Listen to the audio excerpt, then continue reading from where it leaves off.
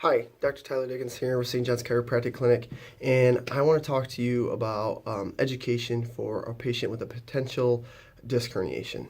Because what I've found is that the education part of this problem is probably the most important thing. Okay, so I want you to have this video for your reference, to listen to it again and again and again, because the more that you take this stuff seriously, the better your outcome's gonna be. Okay, what you need to understand about disc herniations, if your lumbar spine flexes, okay, so this is a neutral lumbar spine. If your lumbar spine flexes like this, you could potentially be making your low back worse, okay, especially if you're under load.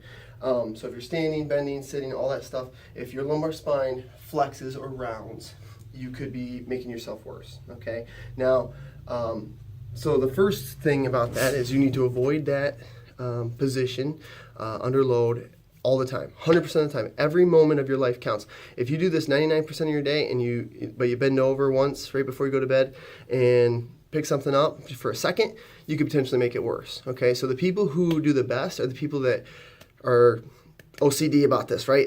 They pay attention every second, then you're gonna heal. Your body will heal itself, okay? And the thing about disc herniation is you need to think of it like it's like a scab, right? So you're letting it heal, you're doing better, and then one mistake, boom, you can pull the scab off and you're starting all over, okay? So being super careful 100% of the time. So first thing you need to think about with that is if you need to bend over, right? So if you need to bend over, you can't flex, okay?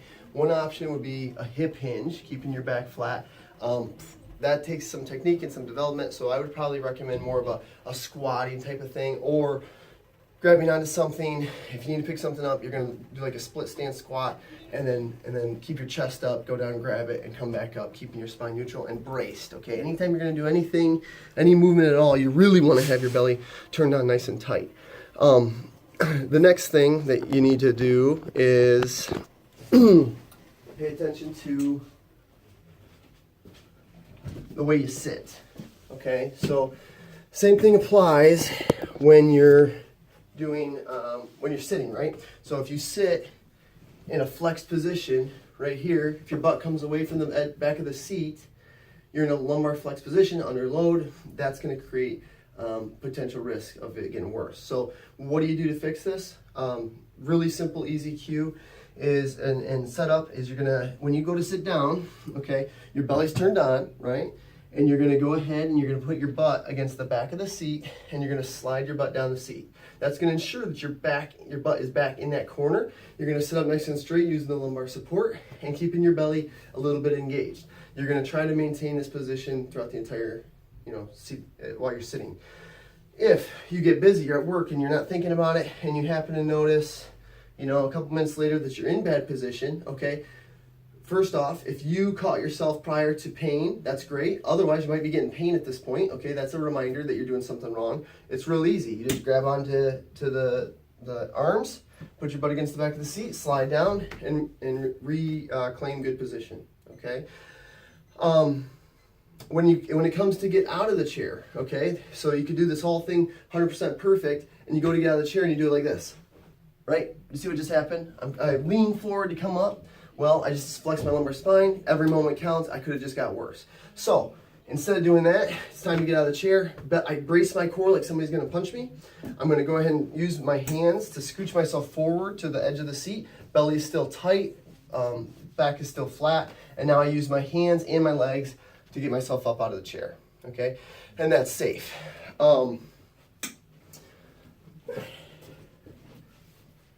That's kind of the phase one, don't make it worse education process there, okay? The more you can get your core strong, your hips flexible, the more it's going to enable you to do those things, keep your back safe, and a lot of times I provide exercises for that.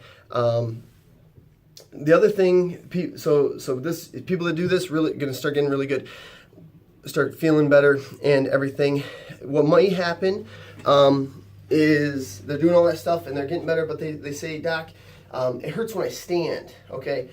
Well, if it hurts when you stand, very rarely you don't stand very often in a flexed position, right? But what does happen more commonly is people will disengage when they stand and stand kind of like, like this. I'm exaggerating, but what you're seeing here is lumbar extension, okay?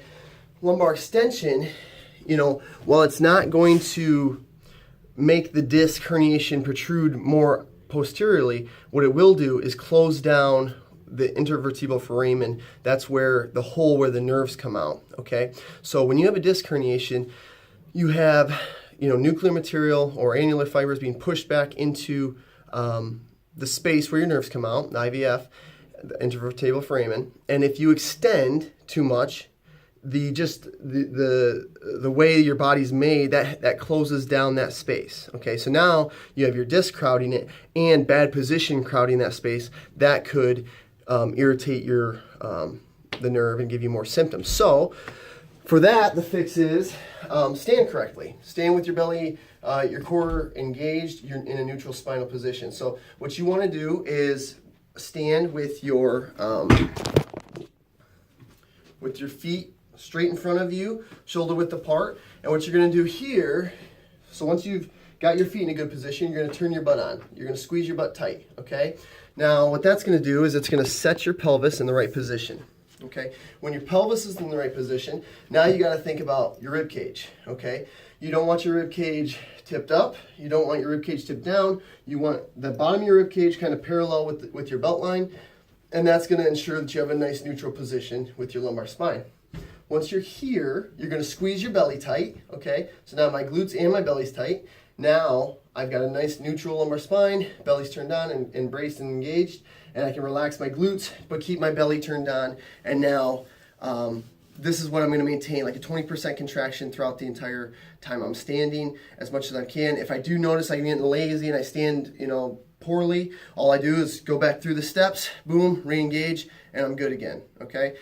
And it's kind of, something you got to stay focused on when you're having this kind of problem. But you got to understand, disc herniations, it could be a surgery, right? It could lead you down to a low back surgery. And if you have one low back surgery, you're setting yourself up for more. If once you've had one, it's more likely you're going to have another one. And it's just, it's something you really want to put some effort into and focus and get yourself motivated to take care of yourself and do everything you can for yourself. So that's why I want to put this video together. There's a lot of information that pretty much anybody with disc herniation needs to know, and they're going to give them the best chance. So that's why I've made this video for you. I hope it helps. If you have any questions, don't hesitate to ask me. If you're going through your day-to-day life and you're noticing something that hurts, okay, it's making your leg symptoms worse, well, that's probably a sign that you're doing something wrong and you really should bring it to your doctor's attention. And we can, a lot of times, help you pinpoint and see what you're doing wrong and fix it, and then you're going to get better, okay? So, thanks. Bye.